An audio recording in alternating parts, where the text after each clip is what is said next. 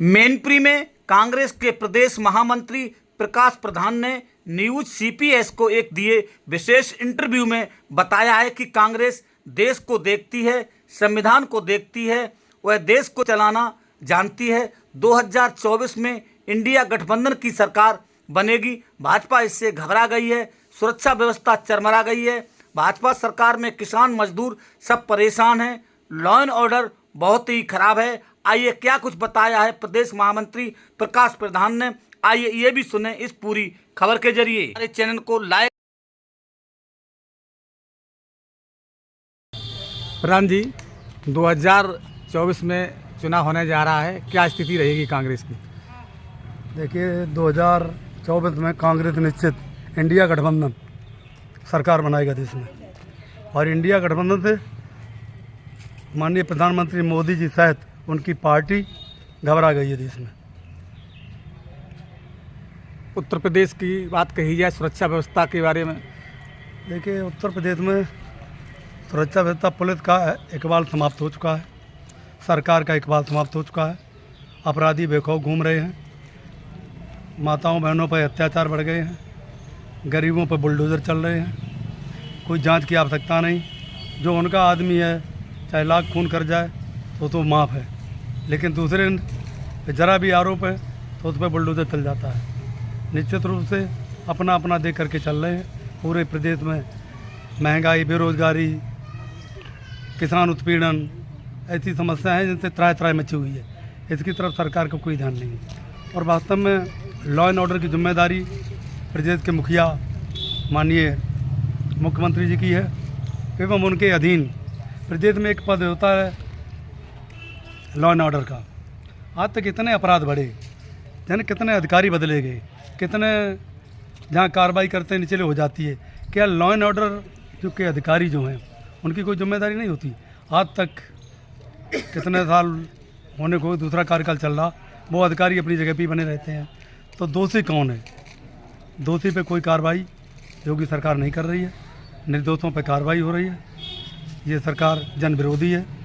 निश्चित रूप से जनता इस बार 2024 के लोकसभा चुनाव में भाजपा को उखाड़ फेंकेगी, और जब भी विधानसभा चुनाव आएगा निश्चित रूप से प्रदेश में भी कांग्रेस का परचम लहराएगा। सुरक्षा व्यवस्था की बात की जाए तो भाजपा के लोग कह रहे हैं अब तो जेवर लेके माता बहनें कहीं घूमे रात में, कोई दिक्कत नहीं है।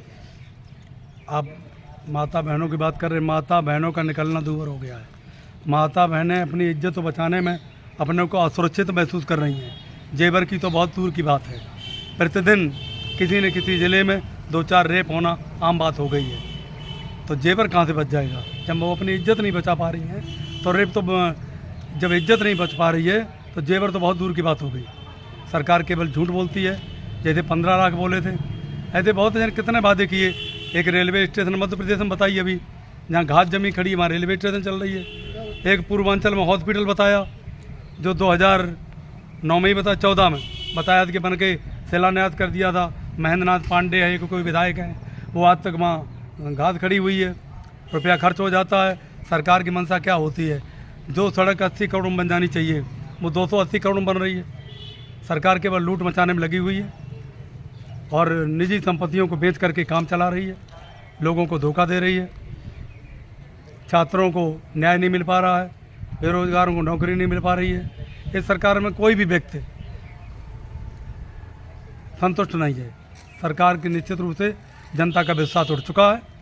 आने वाला वक्त निश्चित रूप से इंडिया गठबंधन को होगा, कांग्रेस का होगा। किसान निधि की बात की जाए, जो पीएम किसान निधि मिलती है उसमें दिनों दिन इनकी संख्या कम होती चली है, ऐसा क्यों हो रहा है? देखिए, किसान निधि के नाम से लोग भी घबराने लगे हैं। जो किसानों ने एक आंदोलन किया जिसमें 750 किसान मारे गए थे, उनमें ये भी एक मांग थी कि ये सारे अकाउंट नंबर, आधार, पैन कार्ड, उसमें सब कुछ लगा लेते हैं। हो सकता है जो इनकी मंशा थी किसानों को, कि किसानों की ज़मीन किसी दिन ये आदेश एग्जिम लेके पहुंचेंगे कि आपके खाते में इतना पैसा डाला जा रहा है, आपकी ज़मीन 10 साल के लिए फला व्यक्त कराएगा। और वो जब ये जागरूकता किसानों में आई तो वो जो इनके द्वारा जो निधि दी जा रही है उसे लेने से कतरा रहे हैं। कहीं ऐसा न हो कि मेरी ज़मीन कहीं सरकार न ले ले। आवारा जानवरों के नाम पर गौशालाएं बनाई गई हैं, लेकिन सड़कों पर जानवर तो अब भी घूम रहे हैं। देखो, आवारा जानवरों के लिए गौशालाएं बनाई गई, जिससे किसान भी दुखी और आवारा पशु भी दुखी। जहाँ इनकी गौशालाएं बनी हैं, गौशालाएं बनाई गई हैं, जो इनके द्वारा जो मंद खर्च किया जाता है गौशालाओं पर, वो न तो वहाँ खर्च किया जा रहा है।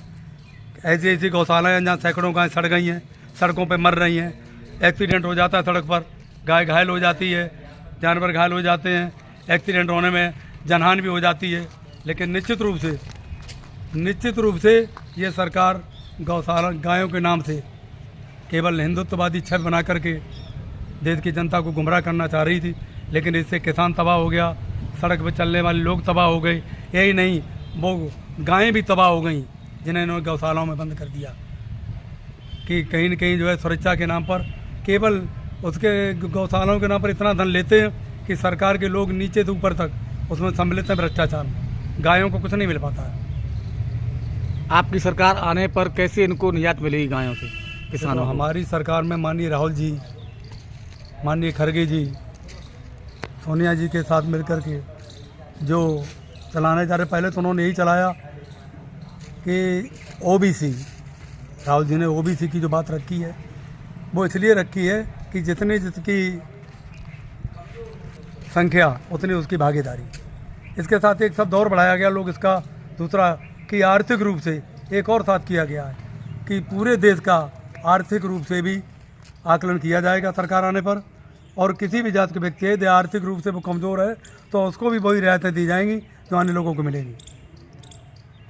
और हमारी सरकार आने पर निश्चित रूप से जो राहुल जी ने कहा, जो कहा, कर्नाटक के लिए जो कहा उसी दिन लागू किया। 2024 में जो कह रहे हैं वो भी निश्चित रूप से लागू करेंगे। और अभी बहुत सी समस्याएं गांव के हैं, ग्रामीण क्षेत्रों में करीब 14 पद होते हैं। कांग्रेस का एक मंथन चल रहा है, निश्चित रूप से उनके जो मानदेय मिलता है उसका भी पुनरीक्षण निश्चित रूप से किया जाएगा, जिससे उनको भी राहत दी जा सके। 2024 में पीएम कौन बनेगा? निश्चित रूप से राहुल गांधी जी। हम लोग कांग्रेसी, हम तो राहुल गांधी जी को चाहेंगे। फिर ऊपर इंडिया गठबंधन क्या निर्णय लेता है उसकी अलग बात है। कांग्रेसी, देश का हर कांग्रेसी यही चाहता है, माननीय राहुल गांधी जी को प्रधानमंत्री देखना चाहता है। बहुत बहुत धन्यवाद आपका। आज तक का, हाँ, सुधीर चौधरी कह रहा, तो उसमें एक आया कि राम बाबू ने मनरेगा से मजदूरी कर करके वो खेल खेलता था, पैदा करता था, मनरेगा मजदूरी करता था, अपने वर्जित करता था, उसने स्वर्ण पदक जीता है। अभी लाया परसों, उसमें दिखा रहे मनरेगा का जो महत्व हम कांग्रेसी नहीं बता पाई। भूमि अधिग्रहण बिल, कांग्रेस का जो भूमि अधिग्रहण बिल था कि जो रेट पहले मनमाने देती थी सरकार, राहुल जी के भूमि अधिग्रहण बिल लाने से किसानों को, पूरे देश के किसानों को लाभ हुआ। खाद्य बिल, यानी जितने बिल आए, यदि कांग्रेस भ्रष्टाचारी होती तो आरटीआई जैसा विधेयक नहीं लाती। आरटीआई का मेन उद्देश्य ही था कि जो भ्रष्टाचार करेगा सरकारी जनता या वैसे, उसको जो है हम जवाब मांगेंगे, उसके खिलाफ हम कार्रवाई कर सकते हैं। ये दिन थी माननीय मनमोहन सिंह जी की, जो वित्त एवं आर्थिक मामलों के विश्व के माने हुए नेता रहे। सोनिया जी ने जब देश मंदी के दौर से गुजर रहा था, विश्व मंदी के दौर से गुजर रहा था, प्रधानमंत्री सोनिया जी बनने जा रही थी, लेकिन कांग्रेस की नीति रही है कि देश को देखती है। सोनिया जी ने देश देखा और माननीय मनमोहन सिंह जी को प्रधानमंत्री बनाया। यही नहीं, देश के लिए राजीव जी ने जान दी। देश के लिए जिस खालिस्तान की बात आज उठ रही है, यदि इंदिरा जी न होती इतनी विवेकशील, तो खालिस्तान पंजाब यानी कब का खालिस्तान बन गया होता। उन्होंने खालिस्तान को देश से समाप्त कर दिया, भले उन्हें अपनी जान देनी पड़ी।